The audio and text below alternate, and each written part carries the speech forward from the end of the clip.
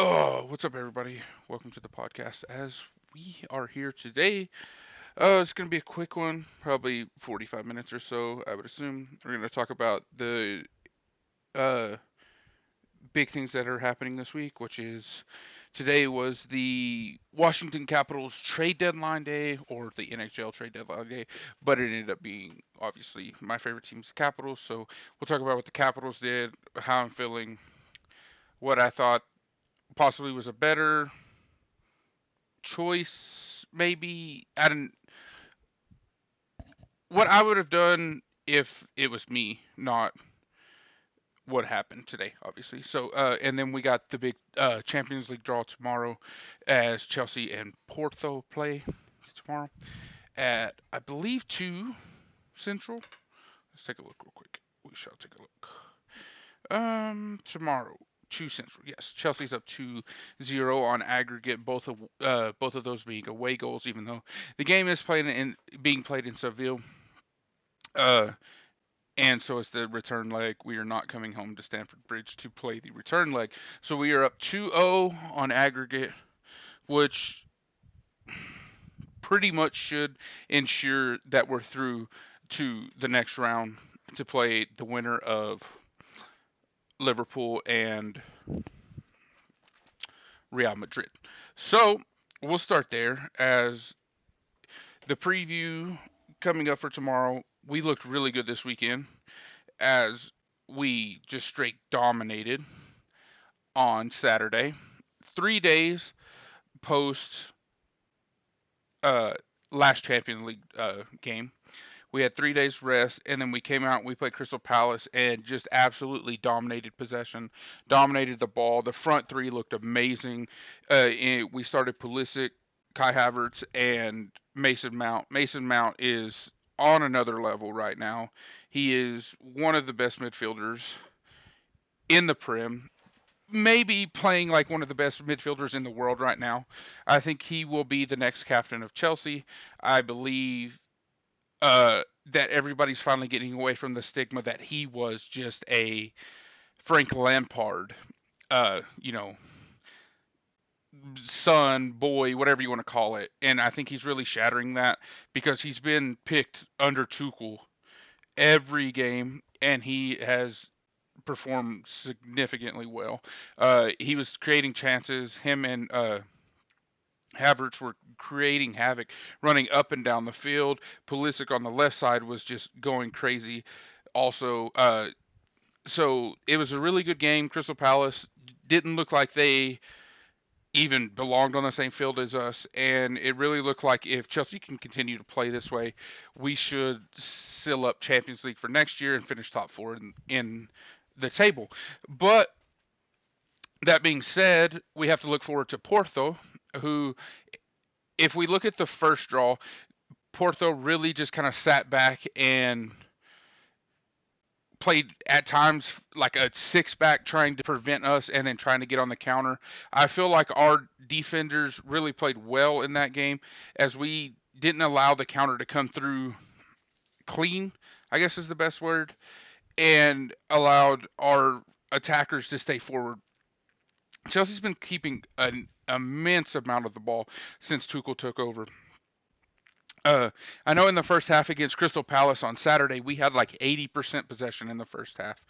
And the only time we really looked like we were going to stumble in that game was when Conte came on, immediately lost his guy, immediately lost his mark about 5 minutes into the game, and completely just gave up a goal basically on his own. And other than that, we haven't really conceded much outside of when we played West Brom, which something with us and West Brom just doesn't match. We lose to them every time we play, and something weird always happens. So we had a great bounce back against Porto after the West Brom loss, and then after the West Brom win, we come in and we absolutely dominate Crystal Palace. So looking good. I believe you'll see that front three again tomorrow. Uh, Havertz scored. uh, Mount, I think, is a lock every time we play, and Pulisic scored twice and is finally looking like he's getting back into form. He looks like he's getting over his confidence issues. He's making good runs. Them three really seem to have a lot of chemistry together. And the only way I think those three do not start tomorrow is if Tuchel decides we're going to play just pass first football all day. And if he does that, I think you could see maybe a slight change in how we play and go three more defensive midfielders playing Kovacic, Jorginho, and Conte together. But I don't think Tuchel's going to really change what he's done, which is the three back with the two wing backs, two defensive passing midfielders, and three attackers. So I think you'll get Pulisic, Kai Havertz, and uh, Mason Mount up front. I think you'll see Jorginho and Kovacic start, but I do believe Conte will come in the game at some point because Conte is a monster in the midfield, and we're going to want to keep the ball a lot. So our two passers are Kovacic and Jorginho. So we'll keep them two in to really move the ball forward and try to play into them faster runners going up front with Havertz, Mount, and Pulisic. And then I think you will see probably Christensen in the back for sure. I think you might see uh, Thiago Silva. Thiago Silva came on in the Crystal Palace game late. I believe he played like the last 10 minutes or so. Let's see.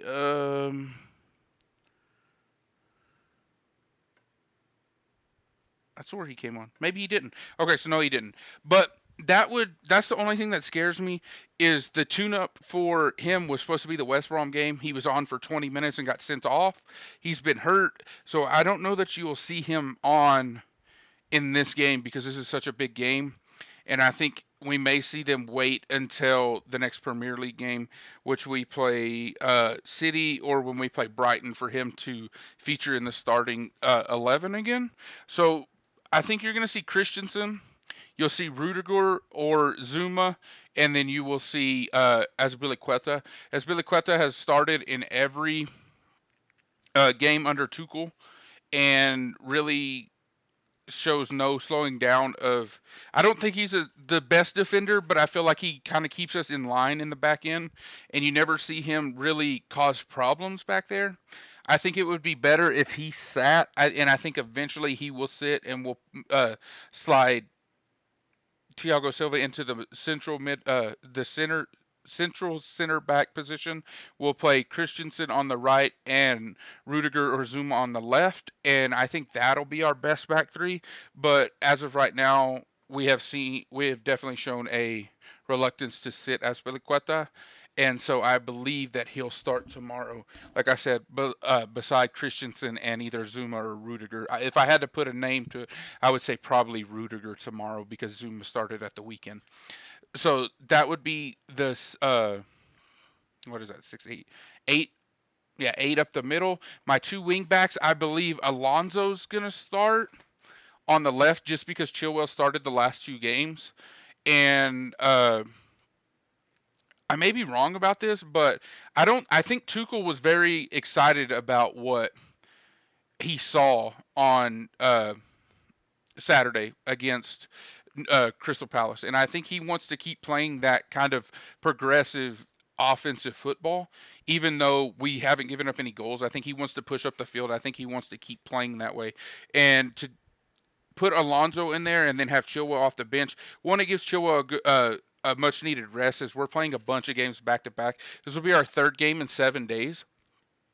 And so that'll give Chilwell a rest, and Alonso is a good attacking uh, left wing back. So if you add him in and then you run, like I said, Rudiger or Zuma behind him, you have a pretty good defense, and he can still come back. And then that brings me to on the right side. I just believe Reece James has been so good that there's when Tuchel first came in, Hudson-Odoi was like the standout player, but I think Reece James has really solidified himself as the best right wing back, and I think he'll play again. You could see Hudson-Odoi come in and start in this game, simply because Reece James has played. This will be his third game in 7 days too, but I don't think anybody is going to question the fitness of Reece James. That man is stacked. He's huge. He is fit, and you can tell he's been playing really, really well. He's kind of been killing it here lately, and him and Mount have seemed to come up with a really good chemistry as they played on that right side for England during the international break, and then I think Chilwell and Pulisic have actually got a pretty good relationship off the left side too. So I really like that, and I really think that the passes and the communication between Reece James and Mason Mount is just really on point right now. I think they kind of think alike because they've played a bunch together, and I think that's why Reece James gets the nod at right wing back or right wing or whatever you want to call it. Because technically it's a right wing back, but in Tuchel's system they play it like basically like a right mid or a right wing because they're up the field so much. So I think James slots in pretty easily. I think him and Mount have probably been our two best players outside of like in their specific spot. And it also helps that we get Christensen back, who I think has been our best center back uh, here lately, and he wasn't in form for the first Porto game, and now he is in form again, and I think he is, or at least he's not hurt anymore. So I think he is one of our better players also. So the big thing I think might could change is you could see maybe Tammy Abraham or Giroud slide into that false nine position or the center forward position where I say Havertz is. But like I said, I just think if that happens, it's more of a you're going to find people are going to be dropping back and we're not going to be playing as forward and we're just going to lean on the 2-0 on aggregate lead instead of playing a forward attacking style of football. And I just think that the way those three performed over the weekend, I think you got to give them another run. And I believe they were just as good. Uh, hey, what's up, TG? And I think they were just as good as when, like peak performance. I don't think we've put a front three together that's been that good all year. Which brings me to our next point is Timo Werner.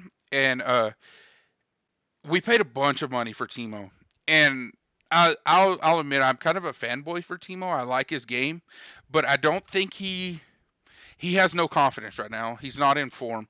He is struggling to put the ball in the net. He missed a sitter for Germany, and I thought what Tuchel did was smart. Tuchel went in, put him in right away when and he started him in that next game, and as soon as he started him, I was like, okay, this is good. He needs to put one in the net today. That'll help us. Once we put him, if he puts one in the net, he'll get his confidence back.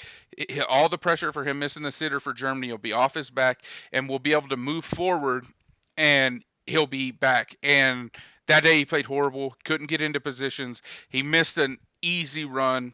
That was when we played West Brom. We got killed, and he hasn't been himself since really like the second leg of the pool play stage. I don't the group stage of the Champions League. He was playing really good during the group stage of the Champions League, and then just kind of has fell off. And it's kind of sad because we just paid 50 million for him, I believe, and in a transfer fee. And if we end up just having to sell him, and he's going to sell cheaper than what we bought him for, obviously, because his demand coming off his Bundesliga season was high, because he came from Ajax. So coming out of Ajax, it was really high because he scored a bunch of goals for them. And then we sell him when he has a horrible season in the Premier League. We're going to lose money on him, and that's never the goal. And I just want to see him get back in form because I think he can help Chelsea. But the front is so loaded right now with Pulisic and Havertz and Mount just being on another level right now. I just don't see where he slots in the team. And I think Tuchel finally has figured out that he's not the best left wing we can put out there right now in the form he's in. But I also don't think that makes him a bad player or a bad move. Why does my hat look so stupid?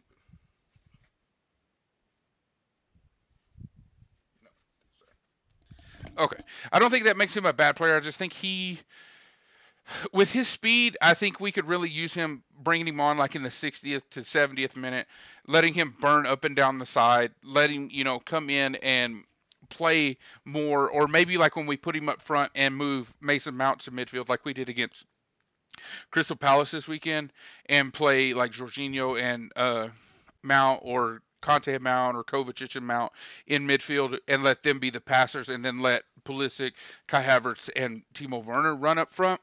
But his runs have just been bad lately, and he has kind of been struggling form wise and confidence wise. So I think we need to find a way to get him uh, into a game that we're more, that doesn't mean quite as much as this game, which makes it another thing that makes it tough. Is everything right now means everything for Chelsea, because we're playing for top four. So every game in the Prem means something.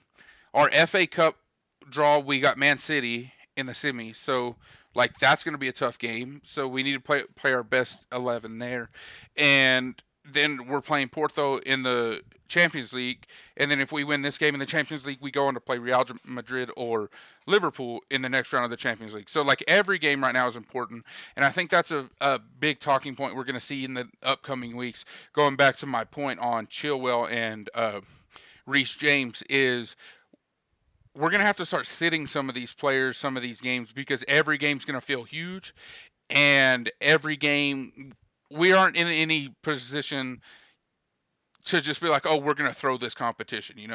So like we're in such good form that I honestly think that as a Chelsea fan, I could see us winning the Champions League, the FA Cup, and being top four in the league right now. But that's a bunch of games and a bunch of times to be in form that we're really going to need that depth that we have.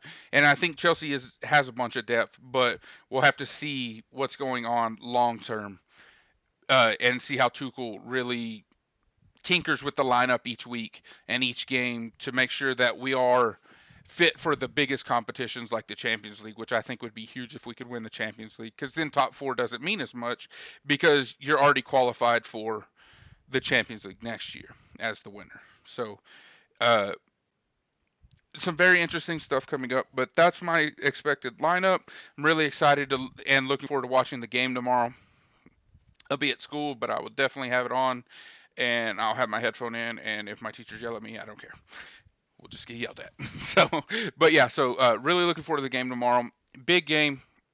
I mean, all the Champions League games are big, but this one seems like it's really big because we have the momentum from the first game. We can put our thumb on them. If we can get 1, 2 goals in the first half, I feel like we can definitely use all 5 subs, sit some people down, and really help us long term in the fight for top four in the Prem and the FA Cup. So that's what I'm looking forward to, and that's who I think will start. And we'll see about that. Uh, Agreed, long term will be a question. Havertz played great against Palace. Yeah, man. Yeah, that's true. So that's what we were talking about earlier before you jumped in. Is Havertz had looked really good, and I think that was the best front three we had put out in a while. Was Pulisic, Havertz, and Mason Mount, and so I really think that I really like the way those three play together. So we'll have to see what it turns into long term. But we're really young up front, and we're really uh, stacked up front, because Hakimi Ziyech would be starting in a lot of places in the Prem right now, and he struggles to get on the field for us, and that's kind of crazy. The same thing with Pulisic. Pulisic, until the last couple of games, had struggled to get on the field consistently outside of subbing on in like the 70th minute for like trash time when we were up 2-0. And now you see what he can do. And like if you're sitting people like that, you're in a good place up front. I think our defenders have played well, but I think we need to look at that maybe in the summer, along with maybe a Holland or a big name striker, unless Havertz really, really puts a stamp on it and says, no, I want to play this central mid, this center forward type position, this false nine. I want to run with these wingers, and really puts a stamp on it, because Giroud is going to Roma, is what is being said. Uh, that contract's kind of already been leaked, and he is supposedly already agreed to it. He's wanting more first uh, more first team touches and looks, and it's just hard to get in the first team at Chelsea right now, as you can see, because like I said, the front is stacked. Because just at that position, you have Kai Havertz, who was 70 million. You have Tammy Abraham, who I think still leads us in goal contributions and hasn't played in like 3 weeks. And then you have Oliver Giroud, who literally the last time he played in the Champions League scored a hat trick. So I mean, the front stacked. It's just you got to find the right. So we'll see what happens this summer. But I mean, if you're gonna lob me a Holland, I'm definitely not gonna be mad. That dude's kind of crazy. But at the same time, what we've seen in the projected weekly salary and stuff for him, a million, a million pound a week. I don't know. Maybe put that money to three center backs or a defensive center, a CDM and a center back. I don't know. That's kind of what I I don't know. We'll see. That the transfer for Holland's going to be high and it's going to be ridiculous. I think he's worth it because I think he'll be able to tear up the prim. And just think if you had Holland receiving, in swingers from Mason Mount, that might be nasty. But we'll see how it goes. So, uh, really excited to see where Chelsea ends up, not only just this summer, but also long term. Because, like I said, this is my club, and that's who I support. And I've kind of been really, really into soccer lately. I have a whole new personal collection of soccer cards. I actually got two new ones today. I bought a Landon Donovan and a Clint Dempsey uh, Panini Prism 2014 World Cup. Uh, two cards from the World Cup that year. So those came in today. So I was pretty excited about that. So adding to the personal collection, I actually have a signed Kai Havertz card coming in. Pretty cool.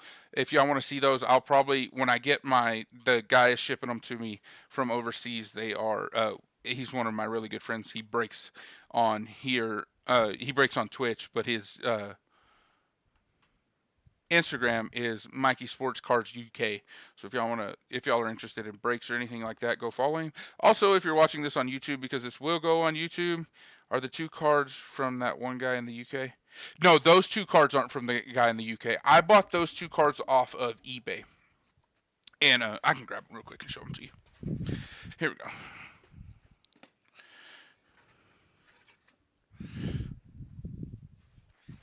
So there's the Landon Donovan card, and then here's the Clint Dempsey card. And so these aren't like they're probably not worth a whole bunch of money, but I collect U.S. cards, like people in their U.S. kit. People play for the U.S. The national team and stuff like that, so I keep them, and I take I add them to my personal collection. So the ones coming in from overseas there's a bunch of just random stuff coming in. I have like over 200 cards I think coming in that he has pulled for me. It was like 6 months worth of pulls or something, and then some cards I bought. Like I bought a Reece James rookie ticket card from him, and so we'll go through those on stream when I get them in. And if you're watching this on YouTube, like I said, check me out on Twitch, twitch.tv/T-Rex2334, and I record the podcast live. I play video games live, obviously, and I do like when I get new cards and stuff or interesting things, we do those live too. So, and all of my giveaways and stuff were live too, are live on my Twitch page. So if you are watching this on YouTube and you want to come through, say hi, and we'll say what's up. Also, going back to the March Madness bracket thing, we did a $50 giveaway in the bracket challenge. Whoever won the bracket challenge won. Of course, I had my own bracket challenge. I got to protect my own $50, right? So I won the bracket challenge pretty much in a landslide.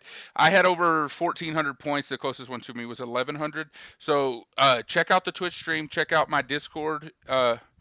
And to kind of catch up on stuff like that too. I picked the right national champion in Baylor. I had both of the teams in the final right, and I had 3 of the 4 in the final 4 right. So pretty good for for us this year. But like I said, giveaways and stuff will be done there. Next, we'll move on to the NHL trading deadline. And I wish I could say I was happy. I really do. I wish I could just, overall be happy with where we are and what was done, but I'm just not. I think we made some rash moves over the last 2 days. I think we traded some guys we didn't need to. And I think we got into a situation where it's not necessarily advantageous for us as a hockey club in talking in the Capitals. We give up Vrana, we give up Ponick, and we get Monta. Okay, so that I want to make something clear. If you follow me on Twitter, you'll understand what I'm saying. But I got really upset on Twitter because we gave up Vrana, Ponick, a first and a second for Monta. Yes, he signed long term, 3 years after this one, or 3 years including this one, I believe. But nobody was really bidding against us. He didn't want to be in Detroit. And yes, I believe he will help us. I do. I think he's a good player. But we gave up two guys that played consistently. Ponick not lately because Sprong has just been so good that we can't leave him out of the lineup. So we gave up Vrana, who is a 20-goal scorer, a fast winger, which we don't have a lot of. We have a bunch of size, but we don't have a bunch of speed, just speed guys. And was, slotted to be a future kind of slide him into our best goal scorer role, an easy first line pick to slide up in when Ovi retires. And we give up him. We give up Ponick, who I will say hasn't been as bad as most people on Cap's Twitter will lead you to believe how bad he has been. But he wasn't that good, but he wasn't that bad. But we get rid of him. I'm okay with that. I was perfect. If it would have been them two for a straight swap for him, I would be fine.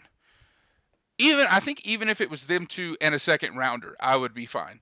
But we gave up a first rounder, them two, and a second rounder. And I just think for that guy, it's just too much. Now we're going to have to protect him. So if the Ovi contract comes in before the draft, we have to protect Ovi. We have to protect Sprong. We have to protect Kuznetsov. We have to protect Tom Wilson. Probably Lars Eller, I would assume. And then kind of fill in who you want. Probably Sheary, I imagine, if we get him re-signed, which they were talking about re-signing him the other day. And then Oshie, I don't know that we protect Oshie, but, you're kind of getting in there where Backstrom. How do you forget Backstrom? The best center in franchise history, probably. And so Backstrom. So you're getting in that list kind of where you're like, so he's probably going to get protected. But we're wasting a protected spot that we wouldn't have to waste if we would have kept Jacob Vrana. One, Jacob Vrana is a free agent in the summer. So if Vrana wants to come back, we can wait till after the draft. We don't have to protect him. He's not under contract. They can contact Vrana, but they can't sign him until we can sign him. Plus, if they're talking, the Caps and Vrana could be talking this whole time. So if they say, yes, you want to resign, we'll give you these numbers. They get to that. They say, here's the numbers. We're going to give you this contract. Just wait till the draft's over. We'll give it to you when the draft's over so we don't have to protect you. And we come to a mutual agreement on a contract. Instead, we trade for a guy that we're going to have to protect. We're losing 2 draft picks because of it. So that frees up a spot that we could have potentially protected someone else. Also, we're losing 2 draft picks, and his salary's $5.7 million, which everybody's like, oh, that's a cap-friendly salary. Is it, though? Was Vrana honestly off of this year getting $5.7 million? I don't think so. I think we could have probably re-signed Vrana for like 3.5. And when that comes out in the summer and Vrana signs wherever he signs for like 3.5 or 4 years, we're gonna look stupid because we're overpaying $2 million for the same guy basically. And everybody's like, well, once Ovechkin leaves, he'll be a 40-goal scorer. Are you 100% sure? I don't think that's right. he's okay. Like, the numbers are comparable, but I don't think he's just like, oh my God, we had to go trade for this guy. And I just feel like that we jumped the gun. When I guarantee you, we could have traded for Patrick Laine from the Blue Jackets and got him for less. Hell, we could have got Taylor Hall for that. If they wanted Vrana and a second round pick, we were willing to give up Vrana and a first round pick for some guy that's 26 and we don't know nothing about, but we wouldn't give up Vrana, Panik, and a first round pick for Taylor Hall, who won a freaking Hart Trophy like 2 years ago. Like, what are we doing? Like, that makes no sense. Like, and that is reported. Boston came out and said the reason that, or not Boston, Buffalo came out and said the reason they took the Boston offer was because they were going to get straddled with Taylor Hall and lose him at the end of the year for nothing because nobody wanted to give up a first round pick. And so we gave up a first round pick for someone who I think is a lesser player at a position of lesser need for us, when we could have got Taylor Hall or Patrick Laine. And literally, Patrick Laine is like the perfect fit in Washington, in my mind. So what you do with Patrick Laine is very simple. He plays left wing. You slot him in the second left wing. He plays top six forward for us. He's the second left wing. He learns from Ovechkin. He's already scored like 40 goals once. So he learns from the best goal scorer ever. You put him on the second line. He has Kuznetsov or Nick Backstrom passing him the puck. Probably the best center he's ever played with. There you go. Looky there. That automatically makes him better. 3, he's younger. Like, he is still a baby. And so I believe he is, let's see, Patrick Laine.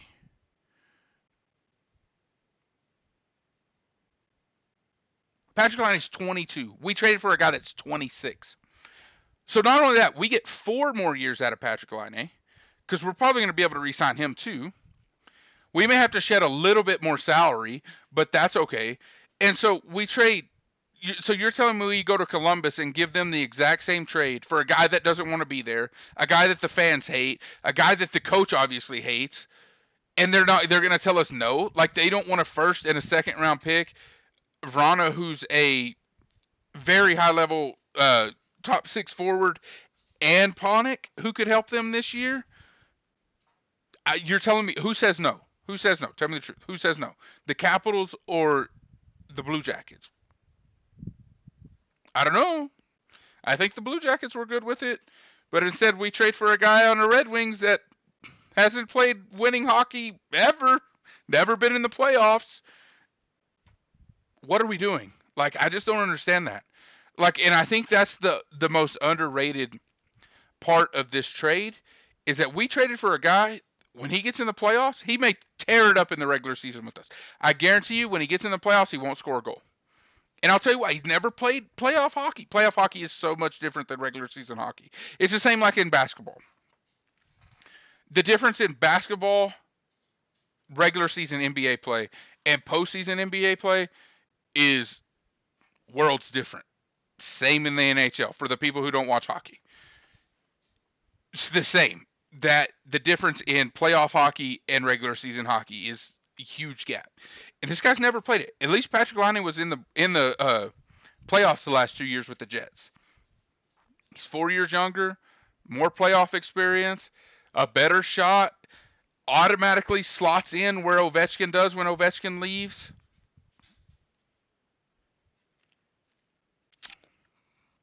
I just think that was the better choice. And then we traded for that guy from the Philadelphia Flyers that I can't even say, Rolf, or however you say his name, which, why did we trade for him if we were getting a Mantha? Like, he's just coming in to be a healthy scratch all year. Like, he's going to ride bench the rest of the year, unless they do something really stupid and set Sprong. What's the point? Why are we just taking on salary? For no reason. Literally zero reason. So I hated what we did. I hated the Jonas Siegenthaler trade.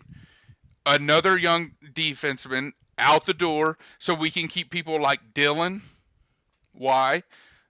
We're keeping people that are 45 years old and going to be gone in a year.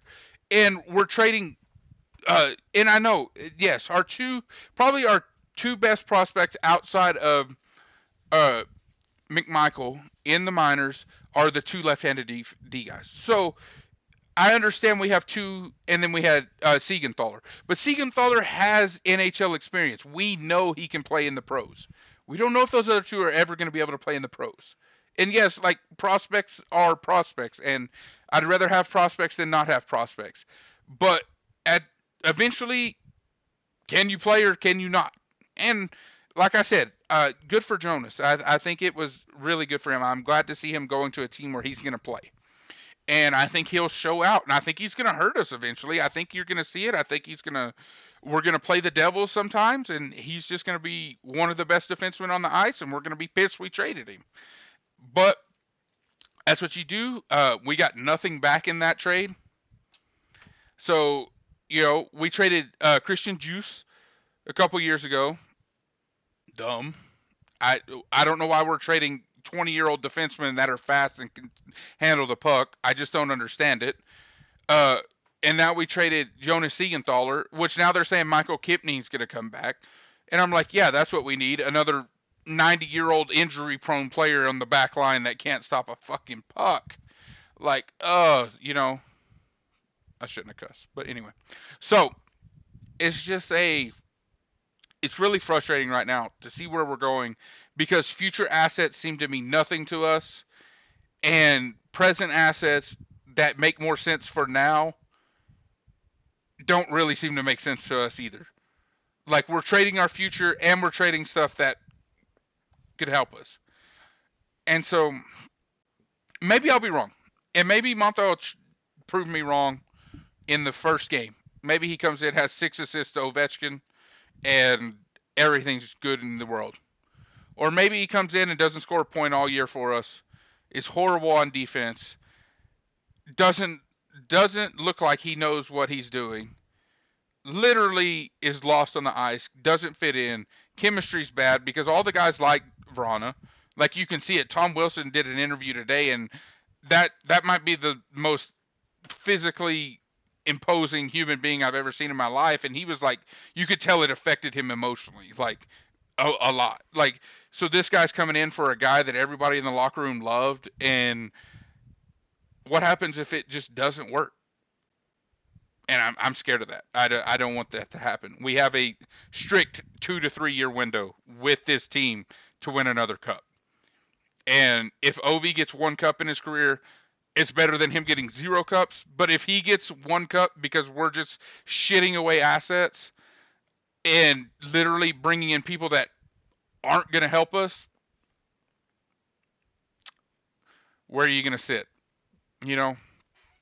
So we'll see. We're currently in first. Like I said, we have the potential to get better because he is a good hockey player. Don't get me wrong. He's a really good player, but he's never played meaningful hockey.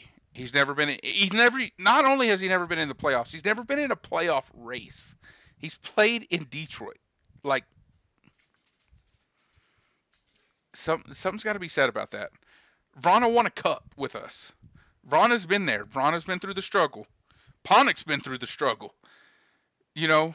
And we gave up those 2 guys, which I understand one was on the taxi squad because he got put on waivers.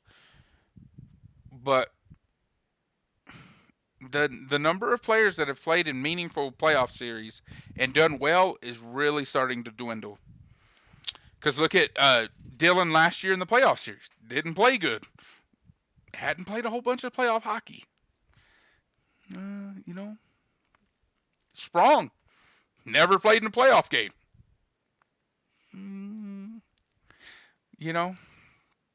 It's getting to that point where you're like, it better work. And it's got to work within the next 2 to 3 years. Because, like I said, in all reality, this is sell now to get Ovi and Backstrom another cup.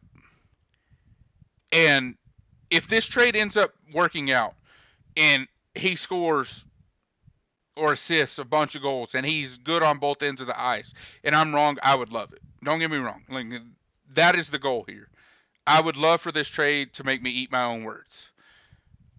But we just got to see. He's available tomorrow night. I believe we play the Flyers tomorrow night at home. Yeah. Tomorrow night, Flyers at home. We'll see. We'll see where he slots in the lineup. That'll be interesting because we'll just have to see because it's a very interesting trade, very interesting trade deadline. Uh, and I think next year you're gonna have to see McMichael come up and start playing. And I don't know why he played 3 games earlier this year and got shipped right back down. Like that's something I don't understand. I never understood the whole Henrik Lundqvist thing's coming back. I don't understand it. I don't know why we would want him to come back. I think we need to cut him and cut the salary now. We have 2 goalies, and both of them are really good right now. They've played really well. We don't need a third. Not Hendrick.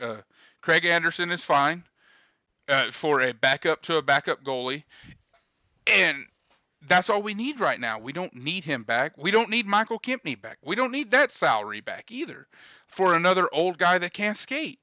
Like, we need to get younger on the back line. We need to be able to skate better.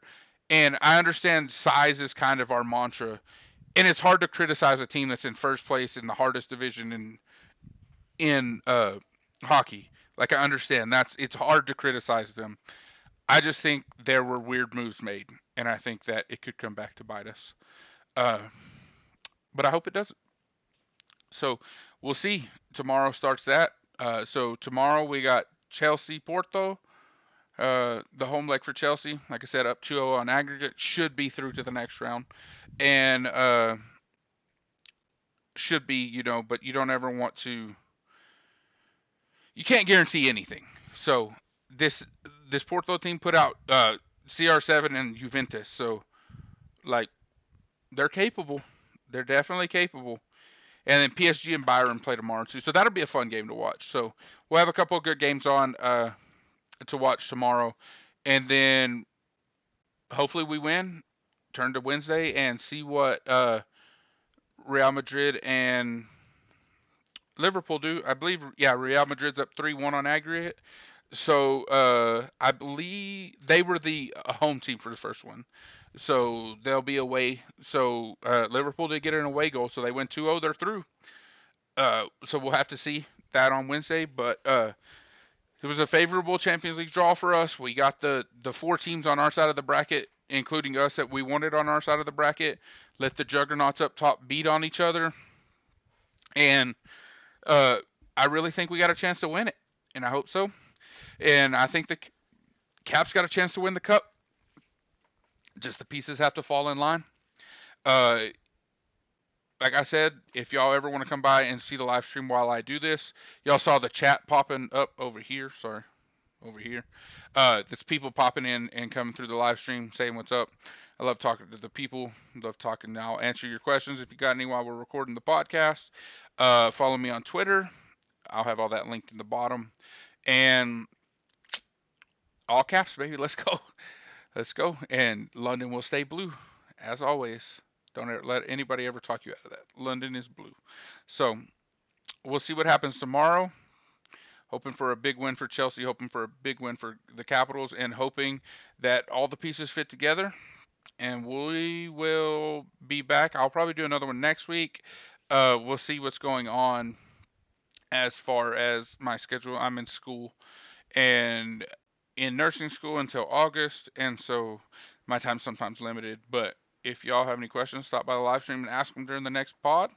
Turn on that bell so you get the next pod coming up, or if I post any other kind of videos. Other than that, I hope y'all have a great day, and we shall see y'all soon.